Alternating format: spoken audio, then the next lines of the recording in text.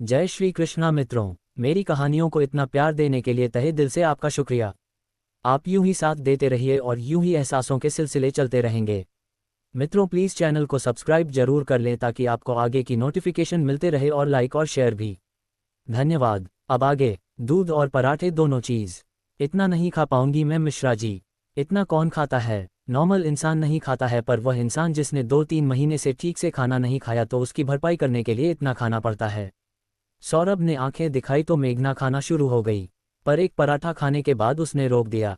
सच में मिश्रा जी, अब नहीं खाया जाएगा मुझसे। अगर आप जबरदस्ती करोगे तो वो मीटिंग हो जाएगी। कोई बात नहीं, लेकिन अगर मैं तुम्हें नहीं डराता तो तुम इतना भी नहीं खाती। सौरभ ने मुस्कुराहट के साथ कहा। मेघना ने कोई जवाब नहीं। अच्छा, अब रेडी हो जाओ, अभी मम्मी पापा आने वाले हैं, थोड़ी देर में पहुंच जाएंगे। Mummy papa? मेघना की आंखें बड़ी हो गई। हाँ, कल तुम्हारी तबीयत का बताया उन लोगों को तो चिंता हो रही थी उन्हें, तो तुमसे मिलने के लिए आ रहे हैं। लेकिन मेघना ने कहा, पेरेंट्स है तुम्हारे, मना तो नहीं कर सकता उन्हें आने के लिए। दिल कर रहा होगा तुमसे मिलने का, आने दो, कुछ समय तुम्हारे साथ रुकेंगे। उनका अपनी बेटी के साथ रहने का दिल किया होगा। तुम रेडी हो जाओ उनके आने तक। तब तक मैं खाने का इंतजाम देख लेता हूँ। फिर मेरी एक मीटिंग भी है तो मैं बिजी हो जाऊंगा, दूसरे रूम में बैठ जाऊंगा। तुम यहाँ उन लोगों के साथ बातचीत करते रहना। सौरभ ने कहा तो मेघना उठकर रूम में चली गई। सौरभ ने लंच की तैयारी की, इस बीच रश्मि और सोनम आ गई थी और उन लोगों ने उसके साथ खाना बनवा दिया, क्योंकि 1-2 जन की बात अलग थी, पर आज 4 लोगों का खाना बनाना था, जो भी सौरभ के लिए आसान नहीं था। और रश्मि और सोनम इस बात को बहुत अच्छे से समझ रही थी। रश्मि ने सौरभ की तरफ देखा। सौरभ, खान पूरा बन गया है, अब तुम अपनी मीटिंग अटेंड करो। अंकल आंटी आएंगे तब मैं और सोनम उन लोगों को खाना वगैरह खिला देंगे, टेंशन लेने की जरूरत नहीं है। थैंक यू भाभी, सौरभ बोला तो रश्मि और सोनम चली गई। मेघना तैयार होकर हॉल में आई, तभी उसके मम्मी और पापा भी आ गए। इतने दिनों बाद अपने मम्मी पापा को देखकर मेघना भावुक हो गई है और उनके गले लगकर रोने लगी, तो वही उन लोगों की आंखों में भी आंसू भर आए। सौरभ ने दोनों को पैर छुए और उन लोगों को हॉल में बैठाया। आज पहली बार था जब मेघना की मम्मी और पापा ने सौरभ के घर को देखा था। शादी की पूरी जिम्मेदारी अभिषेक ने ली थी और उन लोगों को मौका नहीं मिला था सौरभ को जानने का और उसके घर वालों को देखने का। पर आज उन्हें सौरभ के घर को देखकर अपने आप में संतुष्टि हो गई थी कि अभिषेक ने मेघना के लिए न सिर्फ सौरभ जैसे इंसान को चुना, बल्कि इस बात का भी ध्यान रखा था कि वह अच्छे परिवार में आए, आर्थिक रूप से संपन्न परिवार में आए। तभी सोनम और रश्मि भी आ गए और उन लोगों ने मेघना के मम्मी पापा का चाय नाश्ते का इंतजाम किया। बड़ी माँ और उषा जी भी थोड़ी देर में आ गई और उन लोगों से बातचीत करने लगी। आप लोग बात करो, मेरी मीटिंग है तो मैं दूसरे रूम में बैठ रहा हूँ। और हाँ, लंच के लिए मुझे मत बुलाना, जब मैं फ्री हो जाऊंगा तो आकर खा लूंगा। बाकी पापा मम्मी को टाइम से खाना खिला देना, सौरभ ने मेघना को कहा और अपना लैपटॉप लेकर दूसरे रूम में चला गया। लंच में अभी टाइम था तो थोड़ी देर बात करने के बाद बाकी सब लोग चले गए। अब मेघना, उसके मम्मी और पापा ही थे उस रूम में। कैसी हो बेटा? मेघना के पापा ने उसके सिर पर हाथ रखकर पूछा। धीरे धीरे करके एडजस्ट होने की कोशिश कर रही हूँ, तुम बस खुश रहने की कोशिश करो, बाकी सब सही हो जाएगा, मम्मी बोली। और फिर वो लोग बाकी की बातें करते रहे। पर इस दौरान मेघना की मम्मी और पापा दोनों में से किसी ने भी मेघना को ना ही सौरभ की तरफ अपने कदम बढ़ाने को कहा, ना ही रिश्ता निभाने की समझाइश दी। दोपहर का खाने के टाइम पर सोनम और रश्मि ने आकर उन लोगों को प्रॉपर तरीके से लंच कराया। सौरभ जब फ्री हुआ तो कुछ देर आकर वह भी उन लोगों के पास बैठ गया। मेघना के मम्मी और पापा को सौरभ के साथ बातचीत करके और उसे जानकर और समझकर तसल्ली हो गई कि मेघना के जीवन में सौरभ को लाकर अभिषेक ने बहुत सही किया है। शाम को वह लोग मेघना और सौरभ से विदा होकर वापस पुणे निकल गए, लेकिन एक पॉजिटिविटी मेघना के अंदर छोड़ गए। आज इतने दिनों बाद अपने पेरेंट्स से मिलकर उनसे हंसी खुशी बात करके मेघना के अंदर एक पॉजिटिव वाइब्स एंटर करी थी। और बाकी सौरभ तो था ही जो हर पल उसे पॉजिटिविटी की तरफ ले जा रहा था। मेघना का ट्रीटमेंट शुरू हो गया था, पर सफ़र इतना भी आसान न था। दवाइयाँ के डोज बहुत हैवी थे, जिस कारण अक्सर ही उसे नींद आती रहती थी और शरीर भी शिथिल रहता और अक्सर ही बिना काम किए थकान रहती। एक हफ्ते का समय यूं ही निकल गया। सौरभ मेघना का हर पल ध्यान रखता, उसके खाने का, उसकी दवाई और आराम का। बाकी अपने ऑफिस का काम घर से करता रहता। मेघना के दिल में सौरभ के लिए सम्मान बढ़ता जा रहा था और साथ ही एक लगाव भी। सौरभ का अधिकार से जबरदस्ती उसे दवा और खाना खिलाना, हक से प्यार से तो कभी नाराजगी से डांटना मेघना को धीमे धीमे उसकी करीब ला रहा था। मिश्रा जी, आपने उठाया नहीं? मैं 3 घंटे से सो रही हूँ, मेघना ने घड़ी की तरफ देखकर पूछा। सौरभ ने जूस के साथ उसे मेडिसिन दी और उसके गाल से हाथ लगाया। इन दवाओं से नींद आती है ज़्यादा और शरीर में गर्मी भी बढ़ती है तो बेचैनी हो सकती, इसलिए ठंडा दूध जूस सब लो ताकि परेशानी ना हो ज़्यादा। जी मिश्रा जी, और मैं न भी लेना चाहूँ तो आप कौन मानने वाले हो? जबरदस्ती खिलाते पिलाते हो, मेघना ने कहा और जूस पिया। जरूरी है क्योंकि मेरी बीवी खुद का ख्याल नहीं रखती तो मुझे तो रखना ही होगा, सौरभ ने कहा और लैपटॉप ले काम करने लगा। मेघना मुस्कुराई और बेड के क्राउन से टिक के बैठ गई। नज़र सामने सोफे पर बैठे लैपटॉप पर उंगलियां चलाते सौरभ पर ठहर गई। दिमाग ने कहा हटा लूं नज़र, पर आज मेघना के दिल ने दिमाग की बात मानने से इनकार कर दिया। कुछ तो बात है तुम में अब जानने लगी हूँ, कुछ तो खास है तुम में अब मानने लगी हूँ। दुनिया की भीड़ में कुछ अलग से हो तुम, दिल में सबकी परवाह लिए अलग से हो तुम। ना चाहते हुए भी तुम पर ठहरने लगी हूँ मैं, दिल को रोकूं कब तक अब बहकने लगी हूँ मैं। जादू जैसा कोई अनदेखा अनजाना सा होकर कुछ दीवानी सी अब बिखरने लगी हूँ मैं। सौरभ ने मेघना को खुद की तरफ देखते पाया तो आंखों के इशारे से कारण पूछा। मेघना ने नमे गर्दन हिलाई और फिर मैगजीन उठाकर पढ़ने लगी। दिन धीरे धीरे गुजर रहे थे और मेघना की बीमारी में सुधार होने के साथ साथ ही वो मानसिक रूप से ठीक हो रही थी, अपने दर्द से उबर रही थी। सौरभ की केयर परवाह और हर पल का साथ उसे सौरभ के करीब ला रहा था, और सौरभ इस बात का पूरा ख्याल रखता था कि मेघना पूरी रेस्ट ले। समय पर उसकी दवाएं और उसका जूस फल दूध सबका इंतजाम सौरभ के जिम्मे था और वह कहीं पर भी बिल्कुल भी गलती नहीं करता था। मेघना कई बार तो आश्चर्यचकित रह जाती थी कि किस तरीके से सौरभ पूरा दिन उसका ख्याल रखता है बिना किसी परेशानी के, बिना माथे पर शिकन लाए और बिना मेघना को एक शब्द कहें। मेघना धीरे धीरे सौरभ को समझ रही थी और जितना समझ रही थी, जितना जान रही थी, उतना सौरभ के प्रति उसके दिल में सम्मान बढ़ता जा रहा था। 3 हफ्तों का कोर्स पूरा हुआ और दोनों लोग वापस डॉक्टर के पास गए। डॉक्टर ने कुछ टेस्ट कराए, चेस्ट एक्सरे लिया और उसके बाद मेघना और सौरभ की तरफ देखा। बहुत अच्छा इम्प्रूवमेंट किया है आपने, इन्फेक्शन अभी स्प्रेड नहीं करेगी, ये तो डरने की कोई ज़रूरत नहीं है। अब एक्टिव केस नहीं रह गई है ये, पर कोर्स अभी पूरा करना होगा तो बस जो ट्रीटमेंट लिख रहा हूँ ये कंटिन्यू रहेगा। और अब ये घर की नॉर्मल एक्टिविटी कर सकती हैं, घूमना फिरना कर सकती है, जितना इनका शरीर साथ दे उतना काम कर सकती है, क्योंकि जितना यह एक्टिव होंगी उतना ज़्यादा अच्छा रहेगा इनके लिए। डॉक्टर ने कई सारी बातें मेघना और सौरभ को समझाई और फिर सौरभ और मेघना को लेकर घर वापस आ गया। रश्मि आज भी बच्चे के साथ पोर्च में खड़ी थी। मेघना को देख सौरभ को इशारा किया तो सौरभ ने पलकें झपकाए। लो जाओ अपनी छोटी माँ के पास, रश्मि ने मुन्ना मेघना को देते हुए कहा। लेकिन भाभी, मेघना बोली, डॉक्टर ने क्लीन चिट दे दी है न, फिर क्यों डरती हो, रश्मि बोली तो मेघना मुस्करा उठी। थोड़ी देर बाद वो ऊपर चले गए। सौरभ जाकर सोफे पर बैठा और मेघना की तरफ देखा। तो मेघू, अब डॉक्टर ने कह दिया है ना तुम्हें एक्टिव रहना है, तो आज से तुमसे खूब सारा काम कराऊंगा मैं, जो पिछले दिनों से कर रहा हूं ना सबकी कसर निकाल लूंगा। सौरभ ने हल्की मुस्कुराहट से कहा तो मेघना ने उसे देखा। उसके चेहरे पर आई शरारत समझ उसके चेहरे पर भी मुस्कुराहट आ गई। मैंने मना कब किया है मिश्रा जी काम करने के लिए, मैं कर दूंगी ना बोलिए तो सही।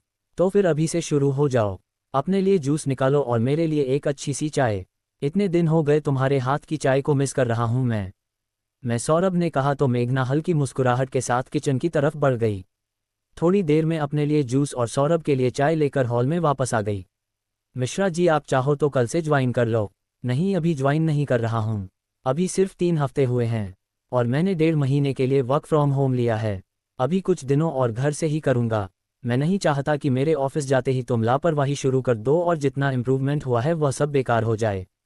एक बार मुझे विश्वास दिला दो कि अब तुम खुद का ख्याल रखोगी, कोई लापरवाही नहीं करोगी, तभी मैं ऑफिस जाना शुरू करूँगा, सौरभ ने कहा। मेघना बस उसे देखती रह गई पर कोई जवाब नहीं दिया। तो अब से किचन का काम मैं ही करूँगी मिश्रा जी, तभी ना आपको विश्वास होगा, मेघना ने धीमे से कहा। सिर्फ काम करने से नहीं होगा, अपना ध्यान रखना होगा। अब मैं तुम्हें रोकूंगा टोकूंगा नहीं, सिर्फ देखूंगा कि तुम अपने खाने पीने का ध्यान रखती हो कि नहीं रखती हो, और अगर मुझे लगेगा कि तुम सब कुछ सही कर रही हो तो मैं नेक्स्ट मंथ ऑफिस ज्वाइन कर लूँगा, और अगर नहीं करती हो तो फिर मुझे तो ख्याल रखना ही पड़ेगा। आखिर मेरी प्यारी प्यारी मिश्राइन की तबीयत का सवाल है। सौरभ ने उसके पास आ उसकी आंखों में देखते हुए कहा तो मेघना ने जल्दी से पलकें झुका ली पर चेहरे पर हल्की गुलाबी आभा बिखर गई थी। तुम्हारा ही हूं मैं मेघू, सिर्फ और सिर्फ तुम्हारा, इतना घबराने की जरूरत नहीं है मुझसे, सौरभ ने कहा और मेघना के माथे को किस करके अंदर रूम में चला गया। मेघना के दिल की धड़कनें एकदम से तेज हो गई थी। एक अजीब सा एहसास उसे आज छूकर गुजर था। वैसे ही पिछले कुछ दिनों में सौरभ ने जिस तरीके से उसका ख्याल रखा, हर पल उसका साथ दिया, एक जगह सौरभ की उसके दिल में बनने लगी थी। अब बस इंतजार था तो मेघना के दिल को इस बात को स्वीकार करने का कि हाँ, सौरभ उसकी जिंदगी में अहमियत रखता है। उसके दिल में सौरभ के लिए एहसास है और शायद अब सौरभ से उसे थोड़ा थोड़ा ही सही पर प्यार होने लगा है। और सौरभ को भी उस दिन का बेसब्री से इंतजार था जब मेघना उसे कहे कि हाँ, वह सौरभ से प्यार करती है। सौरभ का होना उसके लिए मायने रखता है। सौरभ की उपस्थिति उसे प्रभावित करती है और सौरभ के बिना उसका दिल बेचैन रहता है। पर यह कब होगा यह ना ही सौरभ जानता था और ना ही मेघना। मेघा के कहने पर भी सौरभ ने ऑफिस ज्वाइन नहीं किया था। वैसे भी उसने 1.5 महीने के लिए वर्क फ्रॉम होम लिया था और अभी सिर्फ 1 महीना ही निकला था। डॉक्टर के मेघना को दोबारा दिखाए हुए लगभग 2 हफ्ते का समय हो गया था। वह काफ़ी बेहतर महसूस करने लगी थी और घर के काफ़ी कुछ काम वह खुद करती थी, तो कभी सौरभ उसकी मदद कर देता था। सौरभ उसे बोलता कुछ नहीं था पर नज़र पूरी रखता था कि मेघना ने नाश्ता ठीक से किया है कि नहीं किया है, टाइम से दवाई, जूस और फल लिए है कि नहीं लिए हैं। और जहाँ भी उसे लगता है कि मेघना लापरवाही कर रही है, वह बस गहरी नज़र से मेघना को देखता और मेघना तुरंत समझ जाती कि उससे गलती हुई है और दौड़कर वह काम पूरा कर देती जो कि उसे करना चाहिए, जैसे कि टाइम से दूध, जूस और दवा लेना। और सौरभ हल्की मुस्कुराहट के साथ बस उसे देखता रह जाता। काम से फ्री होकर मेघना शाम के 3 या 4 बजे के आसपास लेट गई। थकान और दवाइयाँ के असर से उसकी नींद लग गई। जब नींद खुली तो देखा कि 8 बज चुके हैं। सौरभ ने खाना बना लिया था और अपना कुछ काम कर रहा था। आज आपने फिर से मुझे नहीं उठाया मिश्रा जी। देखिए 8 बजे बज गए हैं, अभी मुझे डिनर भी तो रेडी करना है। लेट हो जाएगा तो आप बोलोगे कि मेघू टाइम से खाया करो। मेघना ने हल्की शिकायत करते हुए कहा। अच्छा, इतनी परवाह मेरी बात की? सौरभ मुस्कुराया। जी, क्योंकि एक गलती और इन बड़ी बड़ी आंखों से जो घूर के देखते हो कि बिना बोले ही सब बोल जाते हो। सौरभ मुस्कुराया। अब आंखों का कुछ नहीं कर सकता मैं। अब तुम बस फ्रेश हो जाओ। खाना बना लिया है, लेकिन फिर मुझे रात को नींद भी तो नहीं आएगी। आप तो पूरा दिन काम करके थक जाते हो तो आप तुरंत सो जाते हो और मैं अकेले बैठी बैठी बस तारे गिनती रहती हूँ। मेघना ने अभी कहा ही था कि सौरभ उसके एकदम पास आ गया। तुम बोलो तो सही एक बार, तुम्हारे साथ पूरी रात जागने को तैयार हूँ, और फिर तुम्हें कुछ भी अकेले करने की जरूरत नहीं होगी और न ही तारे गिनने की। सौरभ ने उसकी आंखों में देखकर शरारत से कहा तो मेघना का चेहरा एकदम लाल हो गया। मैं दिन लगाती हूँ, मेघना बोली और जल्दी से जाने लगी कि सौरभ ने उसकी कलाई पकड़ उसे अपने पैरों के ऊपर बिठा लिया। लगा लेना डिनर, और मुझे सच में भूख भी लगी है, पर मेरी बात का जवाब तो दो। मैं जागूं तुम्हारे साथ रात को तब तो दिक्कत नहीं है ना तुम्हें? सौरभ ने कहा पर मेघना ने कोई जवाब नहीं दिया। उसके हिलते होंठ और लाल होता चेहरा काफ़ी कुछ सौरभ से कह रहा था और सौरभ ने बिना कुछ कहे उसे कसकर सीने से लगा लिया। आई लव यू मेघू, बस यूं ही खुश रहा करो। तुम्हें यूं देख मुझे कितना सुकून मिलता है मैं बता नहीं सकता, सौरभ ने कहा। मेघना ने कोई जवाब नहीं दिया, बस उसके सीने से लग आंखें बंद कर ली। एक शांति और सुकून आज उसे भी महसूस हुआ था। कुछ देर बाद, कब तक ऐसे लिपटे रहने का इरादा है मिश्राइन? सौरभ ने कहा तो मेघना हड़बड़ा के उठ गई और झट से किचन में भाग गई। आ जाओ मेघू, मूवी शुरू हो गई है। सौरभ ने टीवी पर मूवी लगाकर आवाज लगाई। मूवी इस समय? आपको सोना होगा ना? मेघना ने आश्चर्य से कहा। पर तुम सो चुकी हो तो नींद नहीं आएगी, तो आज जागते हैं तुम्हारे साथ। सौरभ ने उसे पास बैठने का इशारा किया। हल्की फुल्की कॉमेडी मूवी देखते दोनों ही खिलखिला उठे। कुछ देर बाद मेघना ने सौरभ की बाह में अपना हाथ लपेट उसके कंधे से सिर टिका लिया। सौरभ ने उसके दूसरे हाथ को थामा होठों से लगा लिया तो मेघना ने हल्की मुस्कान के साथ टीवी पर नजर गड़ा दी। कुछ देर में सौरभ को महसूस हुआ कि मेघना सो गई है तो सौरभ ने हौले से उसके गालों को अधरों से छुआ और उसे बाहों में उठाकर बेड पर लिटाया कि तभी कानों में मेघना की आवाज आई। मिश्रा जी। सौरभ ने उसकी तरफ देखा तो पाया कि वो गहरी नींद में है, पर सौरभ खुश था कि आज मेघना के होंठों पर पहली बार नींद में अभिषेक की जगह उसका नाम था, और वो उसके पास आ उसे बाहों में समेट सो गया। अगले दिन मेघना की नींद खुली तो खुद को सौरभ के सीने से लगे हुए पाया। मेघना ने नजर उठा सौरभ के चेहरे को देखा। गेहुआ रंग लिए सामान्य चेहरा था उसका। पहले भी देखा था या कहें कि रोज देखती थी, पर आज मेघना को बेहद प्यारा लगा था वो। कुछ खोई हुई सी आज पहली बार वो सौरभ के चेहरे के एक एक नक्श को दिल में उतार रही थी कि तभी सौरभ की नींद खुल गई और मेघना एकदम से हड़बड़ी से उठने लगी। पर सौरभ के हाथ उसकी कमर पर थे तो वो उठने की जगह वापस उसके सीने पर आ गिरी। सॉरी सॉरी, मेघना बोली और उठने लगी, पर उठ न पाई क्योंकि सौरभ की हथेलियों की पकड़ उसकी कमर पर कस गई थी। मिश्रा जी। मेघना की हल्की आवाज निकली क्योंकि सौरभ ने एक झटके से उसे नीचे किया था और अब सौरभ उसके ऊपर दोनों तरफ हाथ रखे अपनी बड़ी और गहरी आंखों से उसे देख रहा था। मेघना का चेहरा सुर्ख हो गया था कि तभी सौरभ उसके चेहरे पर झुकने लगा और मेघना की आंखें बंद हो गई। सौरभ उसके लबों को छूने ही वाला था कि मेघना ने हथेली बीच में रख दी। नहीं मिश्रा जी, अभी टीवी। मेघना बोलने को हुई। शे डॉक्टर ने क्लीन चिट दे दी है मेघू, सिर्फ एक किस प्लीज, सौरभ ने मनोहार करते हुए कहा तो मेघना ने हथेली बीच से हटा ली। मेघना की मौन स्वीकृति मिली और सौरभ के लब उसके होंठों से आज जुड़े। मेघना की आंखें भींच गई और हथेलियां सौरभ की पीठ पर कस गई तो वही सौरभ की आंखें इस मदहोशी और बेहद सुकून भरे पल में खुद ब खुद बंद हो गई। मेघना के लिए नया नहीं था पर सौरभ के लिए ये नया था और आज जीवन में पहली बार सौरभ ने यूं होंठों पर किस किया था किसी लड़की को, अपनी पत्नी प्रेमिका, अपनी मेघू, अपनी मिश्राइन को। कुछ पल मदहोशी में बीते और जैसे ही सौरभ ने उसे अपनी पकड़ से आज़ाद किया वो सुर्ख चेहरा लिए झट से बाथरूम में भाग गई थी और सौरभ ने उठकर खुद को आईने में देखा तो पाया कि आज चमक बढ़ गई थी मिश्रा जी के चेहरे की। शायद ये असर था मिश्राइन के प्यार और पहले पहले प्यार के दिए अधिकार का। मेघना बाथरूम में लगे आईने में खुद को देख रही थी। आज पहली बार वह और सौरभ इतने करीब आए थे। हालांकि उनकी शादी हुई अच्छा समय हो गया था पर अब तक सौरभ और उसके बीच एक दूरी थी। पहले मेघना उसके साथ सहज नहीं थी और उसके बाद फिर मेघना की बीमारी ने उसे अच्छा खासा समय दिया था और शायद उस समय की मेघना को जरूरत भी थी। पर आज सौरभ का उसके यूं करीब आना, उसे किस करना मेघना को अजीब नहीं लगा था और ना ही बुरा, बल्कि एक सुकून महसूस हुआ था उसे आज सौरभ की करीबी से। और इन पलों में उसे अपना अतीत और अभिषेक एक पल भी याद नहीं आया। मेघना ने खुद को आईने में ध्यान से देखा। चेहरे पर गुलाबी आभा बिखरी हुई थी और एक मुस्कुराहट ना चाहते हुए भी उनके होठों के किनारों से होती हुई आंखों तक जा रही थी। मेघना ने आंखें बंद कर ली और दीवार से टिक गई। कभी सोचा नहीं था मैंने कि इतना आगे मैं बढ़ पाऊंगी, पर आप सही कहते थे अभिषेक मिश्रा जी बहुत अच्छे हैं। उन्होंने आखिर मेरे दिल में अपने लिए जगह बना ही ली। आपको बहुत प्यार किया है मैंने अभिषेक, और आपके मेरे ऊपर बहुत उपकार भी है। उपकार इसलिए कह रही हूं कि जो आपने मेरे लिए किया शायद वह कोई भी नहीं करता। समझ में आया है मुझे कि आपने कितना दूर का सोचा था। दूसरा विवाह तो शायद मेरा हो जाता पर फिर भी शायद मिश्रा जी जैसा इंसान मुझे नहीं मिलता, जिसने मुझे समझा, जिसने मुझे संभाला, जिसने मुझे समय दिया। थैंक यू अभिषेक मुझे इतना प्यार करने के लिए, मेघना ने खुद से ही कहा और फिर आंखें खोल आईने में देखा। आंखों के आगे फिर से वह पल आ गए जब सौरभ ने उसे किस किया था और मेघना के चेहरे की मुस्कुराहट फिर से बड़ी हो गई। आप बहुत अच्छे हो मिश्रा जी, बहुत अच्छे, और शायद अब मेरा दिल आपको अपने जीवन में स्वीकार करने लगा है, मेघना ने खुद से ही कहा और फिर शॉवर लेकर बाहर आए।